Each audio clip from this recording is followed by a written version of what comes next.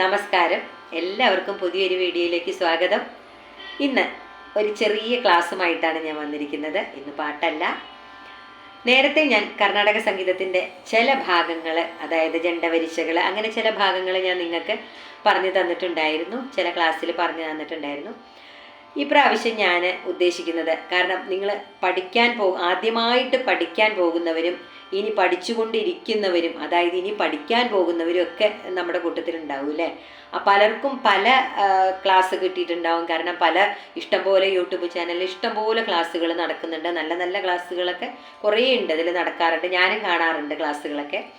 അപ്പോൾ നിങ്ങൾക്ക് പ്രയോജനപ്പെടുന്ന രീതിയിലാണ് ഇന്നത്തെ എൻ്റെ ക്ലാസ്. അതായത് നിങ്ങൾ ആദ്യം കർണാടക സംഗീതത്തിൽ നമ്മൾ പഠിക്കാൻ പോകുന്ന, നമ്മൾ ഏതൊരു കാര്യം തുടങ്ങുമ്പോഴും നമുക്കൊരു ബാലപാഠം, നമുക്ക് ആദ്യത്തെ ഒരു പാഠം പഠിക്കാനുണ്ടാവും അല്ലേ. ആ പാഠമാണ് നമ്മൾ ഇന്ന് പഠിക്കുന്നത്. അതായത് സരളി വരിശകൾ. അതാണ് നമ്മൾ ആദ്യം പഠിക്കാൻ പോകുന്ന രാഗം. കർണാടക സംഗീതത്തിൽ ആദ്യം പഠിക്കുന്നത് സരളി വരിശകളാണ്, അല്ലെങ്കിൽ സ്വരാവലികൾ എന്നും പറയും. അപ്പോൾ നമ്മൾ സപ്തസ്വരങ്ങൾ 7ആണ്. അത് നിങ്ങൾക്ക് എല്ലാവർക്കും അറിയാവുന്നതാണ്. സപ്തസ്വരങ്ങൾ 7 എന്ന് പറഞ്ഞാൽ സ, രി, ഗ, മ, പ, ധ, നി. അത് കഴിഞ്ഞാൽ വീണ്ടും സ വരുന്നുണ്ട്. ആ സ നമുക്ക് മേൽസ്ഥായി ഷഡ്ജം, അതായത് ആവർത്തിച്ച് പാടുന്നതാണ് അത്. അപ്പോൾ സരിഗമ പദ നീ എന്നുള്ളത് നമുക്ക് സപ്തസ്വരങ്ങളാണെന്ന് നിങ്ങൾക്ക് എല്ലാവർക്കും അറിയുന്ന കാര്യമാണ് അല്ലേ. അപ്പോൾ നമ്മൾ ഏതൊരു പാട്ട് പഠിക്കുമ്പോഴും അല്ലെങ്കിൽ ഏതൊരു പാട്ട് കേൾക്കുമ്പോഴും അതിനൊരു രാഗമുണ്ടാവും. ആ ഒരു രാഗം ബേസ് ചെയ്തിട്ടാണ് ഏതൊരു പാട്ടും നമുക്ക് ഈ ഭൂമുഖത്തുണ്ടാവുള്ളൂ. ഏതൊരു പാട്ടാണെങ്കിലും ഒരു രാഗത്തിനെ ബേസ് ചെയ്തിട്ടാണ് അത് മ്യൂസിക് ചെയ്യുന്നതും ഒക്കെ. അപ്പോൾ നമ്മൾ ആദ്യമായി കർണാടക സംഗീതത്തിൽ പരിചയപ്പെടാൻ പോകുന്ന രാഗത്തിൻ്റെ പേരാണ് മായാമാളവ ഗൗള.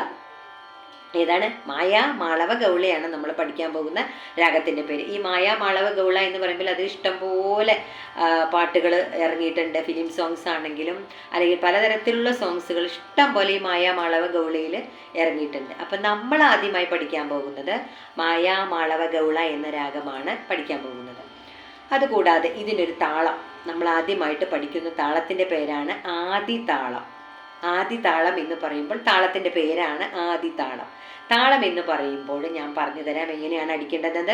ഈ താളത്തിന് 8 അക്ഷരമാണുള്ളത്. താളത്തിന് എത്രയാണ്? 8 അക്ഷരമുണ്ട് താളത്തിന്. അപ്പോൾ നമ്മൾ എപ്പോഴും വിരല് അടിച്ചിട്ട് നമ്മൾ ഈ വിരല് ഇങ്ങനെ എണ്ണുന്നതാണ് ലഘു എന്ന് പറയും. വിരല് നമ്മളിങ്ങനെ അടിച്ചിട്ട് വിരല് എണ്ണുന്നതാണ് ലഘു എന്നാണ് താളത്തിൻ്റെ ഇതിന് പറയാം. അത് കഴിഞ്ഞ് അടിച്ച് നമ്മളിങ്ങനെ വീശുന്നതാണ് ദ്രുതം എന്ന് പറയും.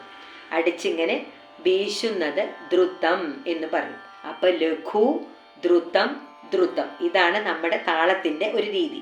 അതായത് താളം എന്ന് പറയുമ്പോൾ നമ്മൾക്ക് ആദ്യ താളത്തിന് 8 അക്ഷരമുണ്ടെന്ന് ഞാൻ പറഞ്ഞു അല്ലേ. ആ 8 അക്ഷരം എന്ന് പറയുന്നത് അടിച്ച് വിരലെണ്ണുന്നത് ലഘുവാണെന്ന് ഞാൻ പറഞ്ഞു. അപ്പം 8 അക്ഷരം എന്ന് പറയുമ്പോൾ 1 അടിക്കുക, 2 ചെറിയ വിരലെണ്ണുക, 3, 4, ഇത്രയാണ്.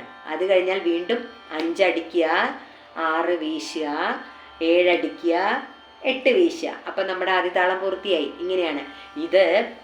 നമ്മൾ താഴെ ചമ്രം പടിഞ്ഞിരുന്നിട്ട് തൊടയിലാണ് നമ്മൾ ഈ താളം അടിക്കേണ്ടത്. നിങ്ങളെല്ലാവരും കണ്ടിട്ടാവും കർണാടക സംഗീതത്തിൽ എല്ലാവരും തൊടയിൽ താളം അടിച്ചിട്ടാണ് പാടുന്നതെന്ന് എല്ലാവരും കണ്ടിട്ടുണ്ടാവും അല്ലേ. അപ്പം ഞാൻ നിങ്ങൾക്ക് പറഞ്ഞു തരാൻ വേണ്ടിയിട്ട് മാത്രമാണ് ഇപ്പോൾ ഇങ്ങനെ ആക്ഷൻ കാണിക്കുന്നത്. അപ്പം എൻ്റെ പോലെ ആരും ഇത് കണ്ടിട്ട് ഇതുപോലെ ചെയ്യരുത് കേട്ടോ. ഇത് ഞാൻ നിങ്ങൾക്ക് കാണിച്ചു തരാൻ വേണ്ടി മാത്രമാണ്.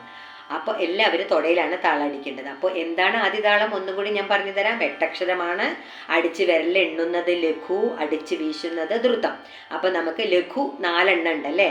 അപ്പോൾ 1, 2, 3, 4 ലഘു 4 ആയില്ലേ. 5, 6 ദ്രുതം 2, വീണ്ടും 7, 8 ദ്രുതം 2. അപ്പം 2, 2, 4 അല്ലേ. പ്ലസ് അപ്പം 4 + 2 + 2. അപ്പം എത്രയായി? 8 അക്ഷരകാലായി താളത്തിന്. ഇപ്പോൾ ഓക്കെ ആയില്ലേ. ഇതാണ് താളം. ആദ്യ താളം എന്ന് പറയുന്നത് ഇതാണ്. എല്ലാവർക്കും മനസ്സിലായിട്ടുണ്ടാവുമെന്ന് വിചാരിക്കുന്നു. അപ്പം നമുക്കിനി താളത്തിൽ കൂടെ നമുക്ക് നമ്മുടെ സപ്തസ്വരങ്ങളെ കൊണ്ടുവരണം. സരളി വരിശകളിൽ ഒന്നാമത്തെ നമുക്ക് കൊണ്ടുവരണം. എങ്ങനെയാണ്? സാ, രി, ഗ, മ, പ,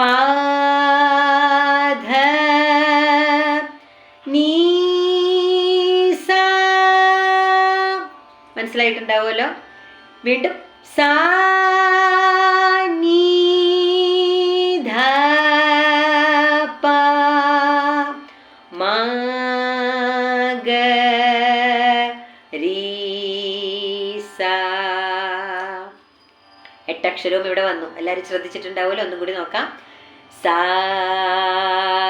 രീ ഗ മ പ ധ നീ സാ സാ നീ ധ പ മാ ഗ